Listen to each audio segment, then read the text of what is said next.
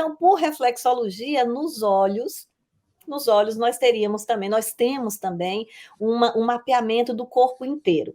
Mas o que mais me encantou na iridologia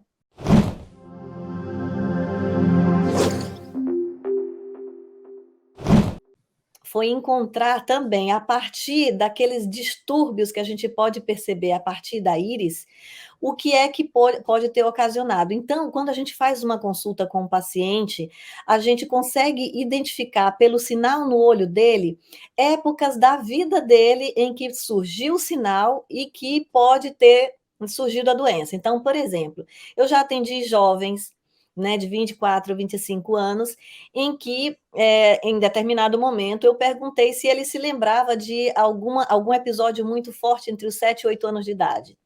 E aí a pessoa diz que não lembra, é uma idade muito tenra e tal, não lembra muita coisa.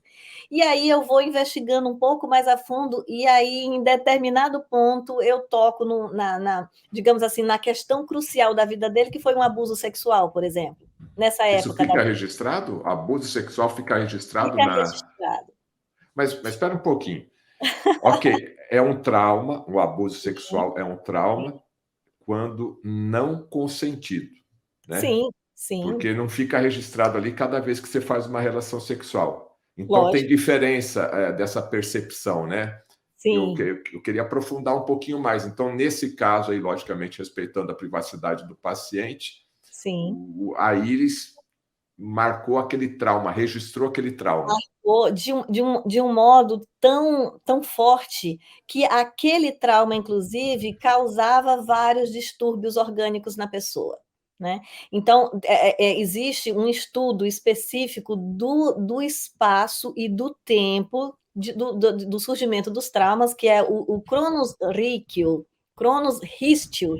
que é o risco dentro do tempo e o risco no espaço.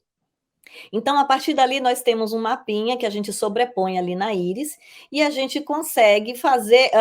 Até um aluno meu perguntou assim: mas como que a senhora sabia que se tratava de um abuso sexual? Aí eu falei assim: bom.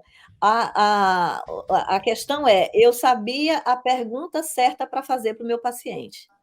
Então, inicialmente, por exemplo, eu não cheguei já jogando para ele uma possibilidade de um abuso sexual entre os 7 e 8 anos, mas eu soube pela inflexão, pela modificação na íris dele, um determinado período da vida dele e um sentimento que pode ter surgido na época, porque isso também fica registrado na íris, o nosso lado luz, o nosso lado sombra, e a partir disso fechei a pergunta certa para o meu paciente.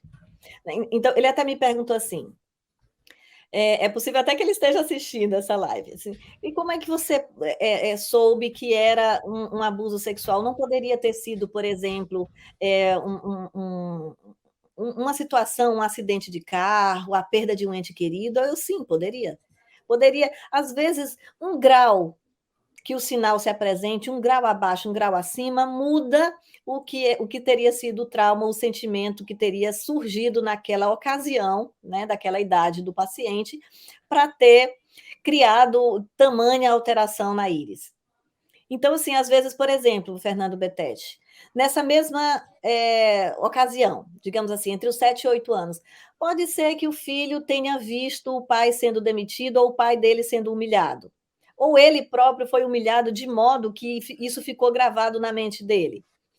Isso é um trauma forte? É um trauma forte, mas estava exatamente em cima de uma possível numa inflexão onde poderia ter tido essa questão do impulso sexual marcado lá no mapa, né?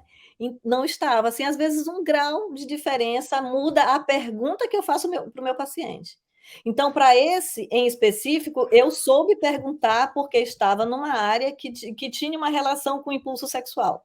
E eu perguntei a ele especificamente em relação a isso.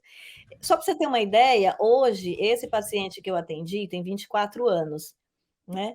E aos 18 anos ele teve episódios assim tranquilos na vida dele. Quando eu volto um pouquinho, que eu chego entre 7 e 8 anos, que apresentou isso, que eu coloquei, ele começou a chorar.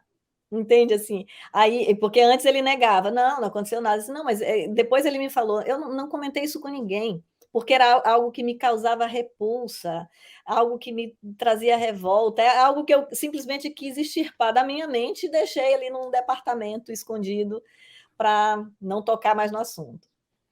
Bom, identificou o trauma, nesse exemplo que a doutora Luciana está passando, mas você disse que muito mais do que identificar o trauma é que esse trauma, no caso, refletiu em doenças nessa pessoa, nesse paciente, no decorrer da vida dele, né? Porque, logicamente, o trauma ali, independente do trauma físico daquele momento, que depois é recuperado, se a pessoa tem uma boa saúde, mas aí refletiu em outras doenças, é isso?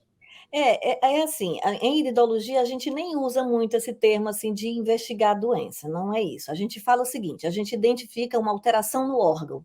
Porque imagina uma situação, um intestino doente, né, um intestino que não está funcionando adequadamente, ele pode apresentar Crohn, colite, né, constipação, diarreia, são várias as doenças presentes em um intestino que não está funcional, concorda?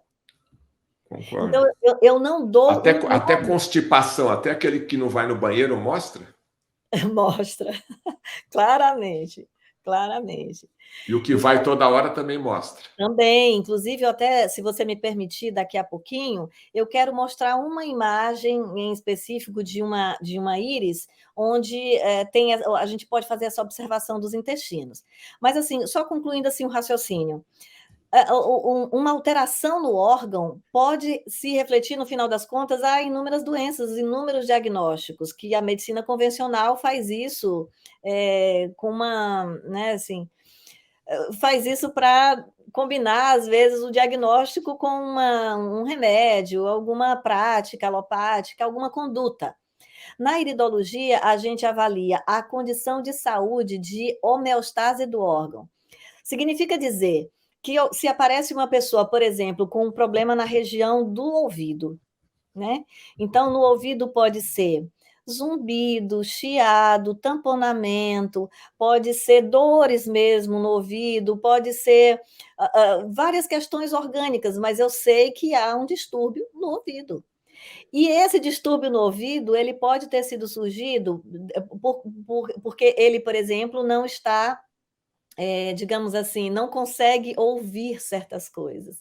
Ele simplesmente fechou esse sentido dele, porque ele está cansado de diversas coisas. Pode ser que ele esteja num ambiente onde ele, o tempo todo, ele precisa, ouvir reclamação, por exemplo, ou um ambiente, que ele simplesmente está fechado para aquilo.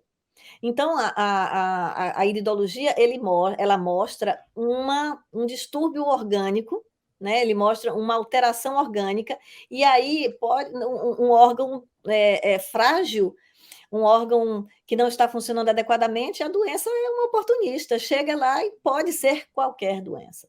A maior e a principal escola de naturopatia do Brasil é a Indústria da Saúde Brasil, e Brasil com Z, uma instituição fundada por João Dapper, com aulas 100% à distância e referência na formação de novos naturopatas. A naturopatia prevê tratamentos naturais e terapias alternativas para proporcionar mais saúde e bem-estar. Em um mundo tão dominado pela indústria da doença, na Indústria da Saúde Brasil, você entra aluno e sai professor, pronto para assegurar mudanças reais de comportamento e estilo de vida. Pronto para assegurar mudanças reais de comportamento e estilo de vida. Trata-se de uma oportunidade única para pessoas de todas as idades e que queiram transformar a paixão pela saúde e bem-estar em uma profissão de sucesso. Para saber mais, acesse agora Indústria da Saúde Brasil, Brasil com Z.com.br.